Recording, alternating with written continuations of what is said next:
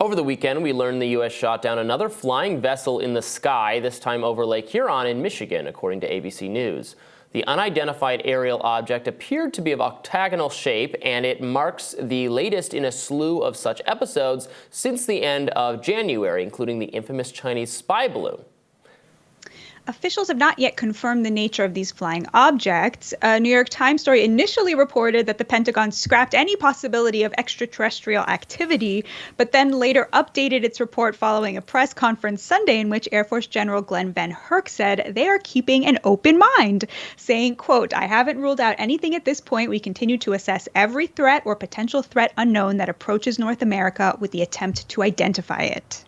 Someone who has witnessed firsthand unidentified anomalous phenomena, or UAP, on a regular basis is Ryan Graves, a former F-18 pilot and chair of the American Institute of Aeronautics and Astronautics and UAP Integration and Outreach Committee.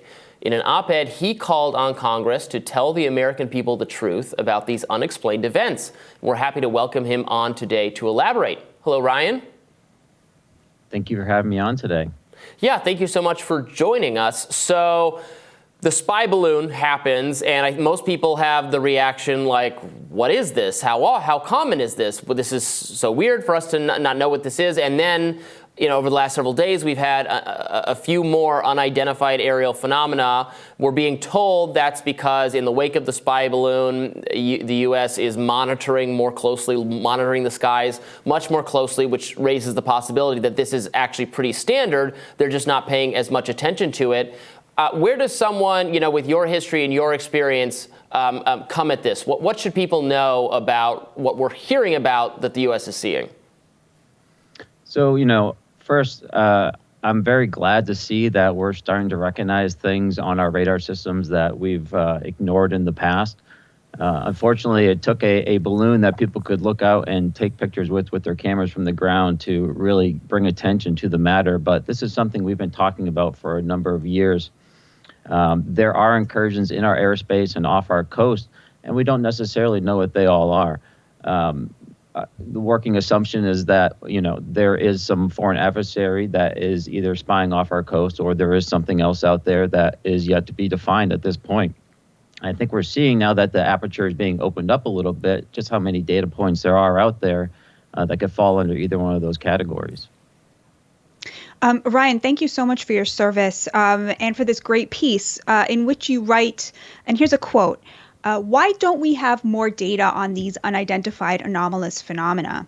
Stigma. I know the fear of stigma is a major problem because I was the first active duty fighter pilot to come forward publicly about regular sightings of UAP, and it was not easy.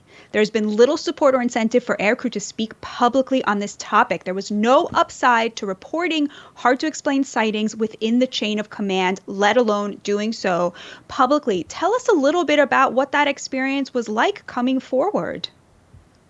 Well, certainly, there's a lot of ridicule on this topic. And for an aviator within the military and also within your commercial markets, your airlines, there's a big fear that you're going to be branded as unfit to fly. And if that happens, whether that's due to some type of physical ailment or mental illness or perceived, mental instability, as this topic was once relegated to, then people are not going to be incentivized at all to come up and talk about it because they're going to fear for their careers. And pilots invest tremendous amounts of time and energy and money in order to get to where they are in their careers. So to jeopardize that, to stick their necks out like that, there's really no incentive to do so with the current way this topic is viewed. We've been talking so much in the media lately about classified documents, boxes of them being found in Donald Trump's residence, Joe Biden's residence, Mike Pence, et cetera, and so on and so forth. And I keep saying that I think the media is missing the problem here. They tried to make it a very anti-Trump thing, and then when it turned out Biden had it too, was maybe our careless elderly members of government. But I'm thinking, well, maybe they just they reflexively classify so many things, even though the American people should have access to a lot more documents, even documents having to do with national security, and they're overly restricting everything. And I think you've argued that that has been the case specifically with matters pertaining to what you're describing, unidentified aerial phenomenon. There's just been knee-jerk secrecy about it, which has probably fed some aspects of the public's hysteria or paranoia or anything else, because their bottom line is to just not tell you things that they've noticed, things that they're seeing, just because. Well, I think that there is a overclassification problem in this country. Our system isn't necessarily built to streamline information from the classified side to the more open side. However, I haven't necessarily been seeing any hysterics or anything from what we've been seeing in the news recently. I think people should be interested to know what's going on over their heads. I think it's been a shame and an oversight that there hasn't been more attention on this area in the past. So overclassification certainly is a problem, but as we've seen with the first balloon, citizens can look up themselves and take pictures of things that we're not quite sure they belong there. So Ryan, you've seen a lot of these unidentified anomalous phenomena. Can you give us a sense of, how many, and also aliens? I mean, where do you come down on that question? So, we were seeing objects off the coast in the F-18 Super Hornet after we upgraded our radars in our working areas on a regular basis, nearly daily. And that occurred right after we upgraded to the ABG-79 radar in the 2014 timeframe.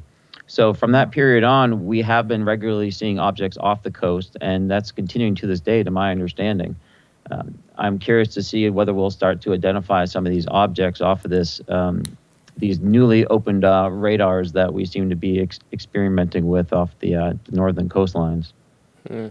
If it is a foreign power technology from a China or a Russia or something, that being, I think, the most straightforward explanation, but there's still the question of motives. What information would you expect that they're possibly gathering that their satellites can already get when they're looking at images of American bases or missile capabilities? My understanding is that's stuff the satellites can pick up. So what are they doing with the balloon?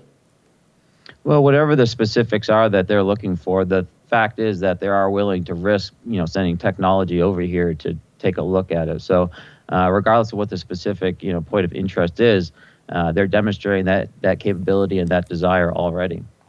Well, so, Ryan, but is that your Go ahead, Sorry, Batya. I was just going to ask, is that to your mind, the most plausible explanation for what they are, is some sort of foreign technology?